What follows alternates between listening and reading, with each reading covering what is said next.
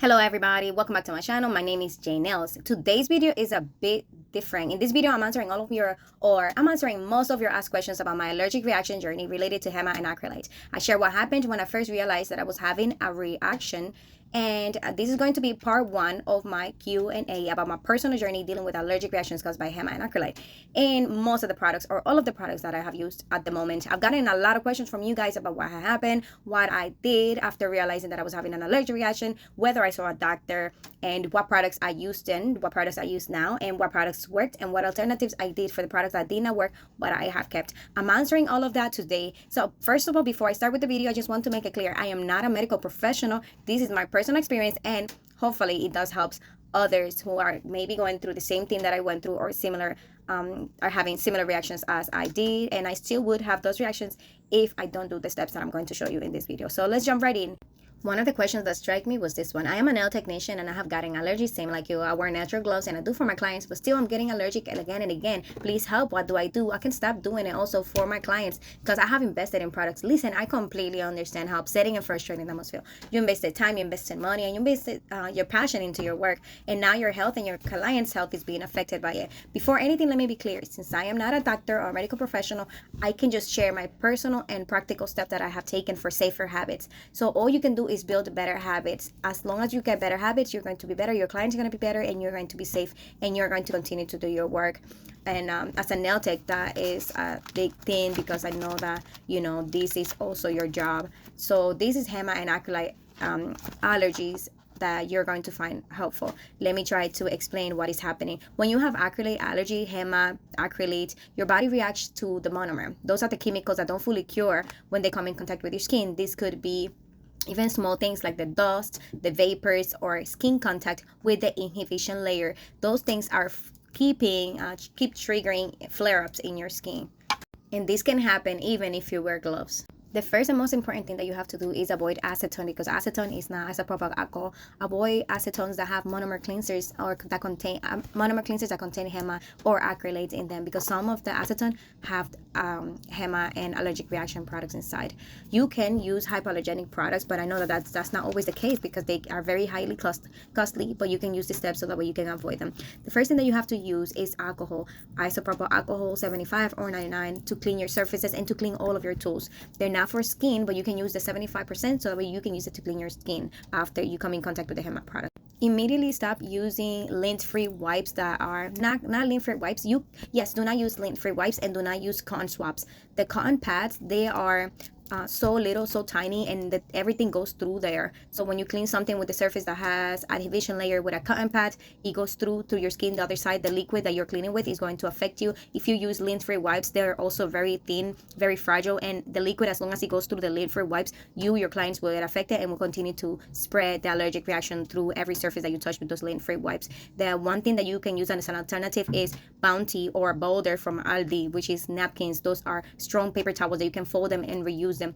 As you continue, you can just use them until the surface is wiped clean and dry, and continue to dry with the Bounty or paper, like I said, paper towel. Another essential that I can give you advice for is use HEMA-free cleansers and nail cleaners. Brands like Glitter Bells, they're HEMA-free. Nail Chemi Pure Bond, that they are HEMA-free. NSI Balance Elite, that's also HEMA-free. Light Elegance, that's also HEMA-free. Depending on your country, you can use a HEMA-free nail cleanser. That is going to help you a lot. But if you don't have a HEMA-free nail cleanser, do not use the other nail cleansers that you have. What you can use is isopropyl alcohol 75. Like I said, that's also a good alternative.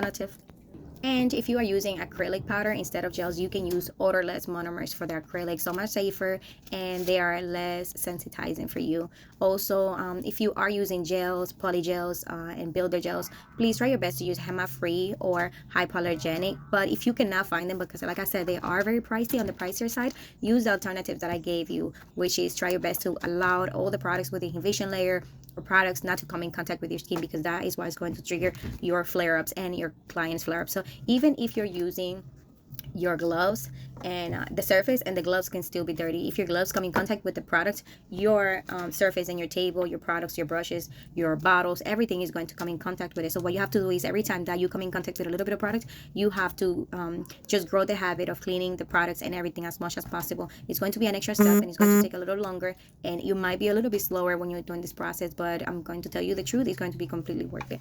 So good luck. There's another safety tip that I have to talk about, even about the nitrile gloves. They don't fully protect your skin from the monomers. The acrylates can penetrate the nitrile gloves within 5 to 10 minutes of coming in contact with it. So that's why you have to continue to clean up with the paper towel, not the pink, lint-free wipes that they sell on Amazon and other websites. You have to use double gloving for you to be safer in the safer, area, and for it to be HEMA resistant. Just as you can use, for it to be HEMA resistant, you have to use the gloves that are 4H protective gloves or barrier tech gloves under nitrile. Another tip is going to be a little bit more in the higher costly, but you have to change your gloves frequently, every 15 to 20 minutes. If you are not cleaning your surfaces, you have to change your gloves if you're working with gels or acrylites. Another thing, never wiping your brushes. It's like such a bad thing. You have to avoid that. You have to clean your brushes, and don't clean your brushes with your gloves on top of your skin, or to minimize the work zone, the contact with the airborne contact, which is the dust from the products that you're using. You need to use a good ventilation, and you need to use an extraction fan, which is the fan that you use so that way when you're going to file your nails, because the dust that comes and evaporates from that also could be another cause for the allergic reactions coming in contact with that. Might be bad. It's not as bad if you wear, let's say, if you have a mask or things like that, but the more clients that you have, the more worse it might get. So that's another thing, you have to keep a good ventilation. In resume, how do you still work as a nail tech safely? You have to continue with your glove routine, with the barrier protection, with the hygiene, more cleaning, using more Bounty or Boulder. You have to continue to use more products, double clean your surfaces, your areas, your bottles, and like I said, use your ventilation system and a dust extractor. And you're going to learn by having these habits in place carefully and just avoiding skin contact at all costs. So let's say, how do you still work as a nail tech safely? Those are the steps that are going to help you with your glove routine, with your barrier protection, with your hygiene, just double cleaning everything, double checking everything, cleaning your surfaces, cleaning your bottles, and do not wipe your brushes or tools on top of your gloves. So those, the dust extractor, the ventilation system, those things are going to help you to be more careful also with it, besides the skin contact not coming with your skin contact. That's going to help you a ton. That's going to be your best friend.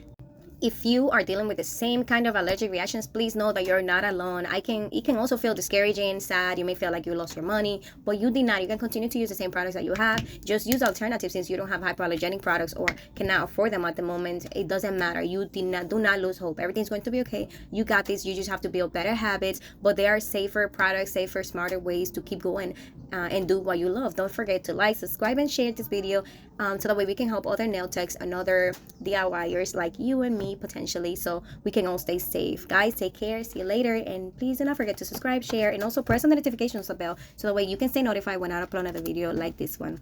All right, stay tuned for part 2.